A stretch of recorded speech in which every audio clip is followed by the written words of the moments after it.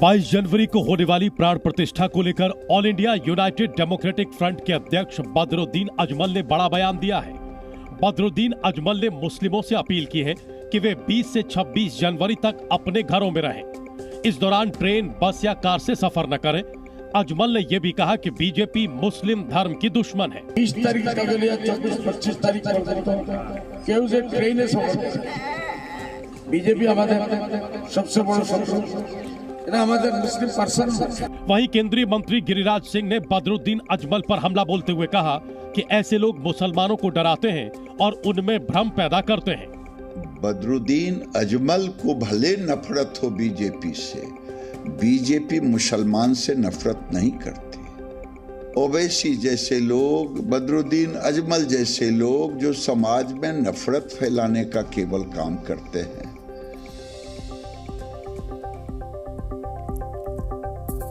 और भगवान के ससुराल यानी मिथिला के लोग प्राण प्रतिष्ठा कार्यक्रम को लेकर खासे आह्लादित हैं। श्री राम के ससुराल से उपहार भेजे जा रहे।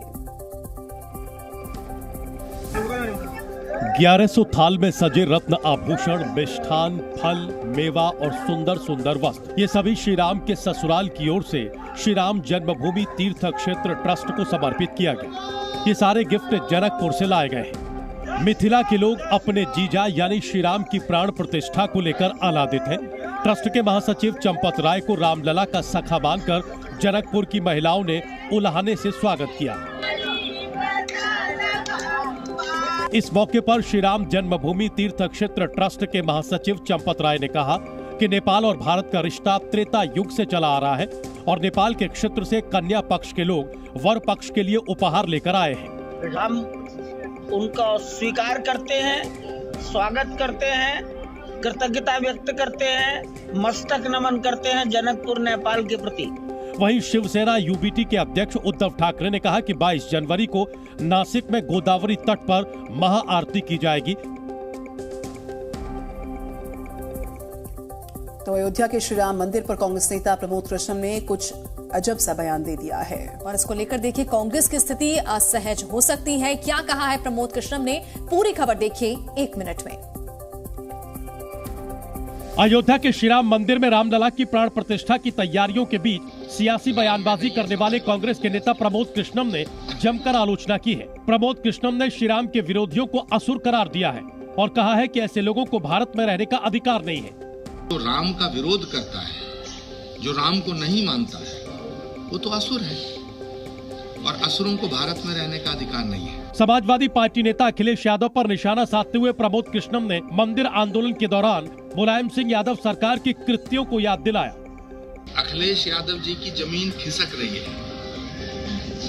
अखिलेश यादव जी के पिताश्री स्वर्गीय मुलायम सिंह यादव जी ने भगवान राम के भक्तों पर गोलियां चलाई थी, गोलियां चलवाई थी। रामलला के कितने भक्तों का बलिदान हुआ, ये इतिहास के पन्नों में दर्ज है। इसी बीच खबर ये भी आ रही है कि यूपी कांग्रेस के कई नेता 15 जनवरी को अयोध्या जाएंगे, जहां वो श्री रामलला और हनुमानगढ़ी के दर्शन करेंगे। बिहार में INDI गठबंधन में सीट शेयरिंग का मुद्दा फाइनल हो गया है। लोकसभा चुनाव के लिए बिहार में विपक्षी गठबंधन तैयार है। लोकसभा चुनाव के लिए बिहार के विपक्षी दलों के बीच सीटों का बंटवारा हो गया है। जेडीयू अध्यक्ष और बिहार के सीएम मुख्यमंत्री नीतीश कुमार और लालू यादव की आरजेडी ने सीट बंटवारे का फॉर्मूला तय कर लिया है। सूत्रों के मुताबिक इस फॉर्मूले में जेडीयू और आरजेडी को 16-16 सीटें देने की बात है।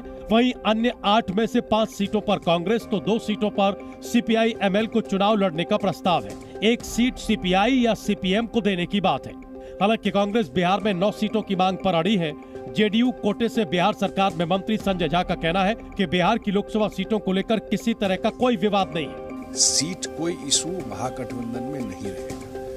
लार्जर इशू है 40 सीट जीतना, सबसे बड़ी बात है। और 40 सीट जीतने का फॉर्मूला क्या होगा, उस पर महागठबंधन काम करेगा। इंडिया गठबंधन में ऑल इज वेल है, ये लगातार हम लोग कह रहे हैं। हर राज्यों में सीट शेयरिंग का फार्मूला लगभग तय हो चुका है और समय आने पर इसे सार्वजनिक कर दिया जाएगा, बता दिया जाएगा। तो लोकसभा चुनाव के लिए सीट बंटवारे को लेकर कांग्रेस पार्टी आज से INDIA गठबंधन के नेताओं से चर्चा करेगी। 2024 के चुनाव में बीजेपी को हराने के लिए बनाए गए इंडिया गठबंधन में कांग्रेस कितनी सीटों पर चुनाव लड़ेगी, इसको लेकर कयास जारी है। कांग्रेस पार्टी आज से सीट बंटवारे को लेकर 3 दिनों तक सहयोगी पार्टियों से विचार विमर्श शुरू करने जा रही है। बताया जा रहा है कि चर्चा की शुरुआत दिल्ली से होगी।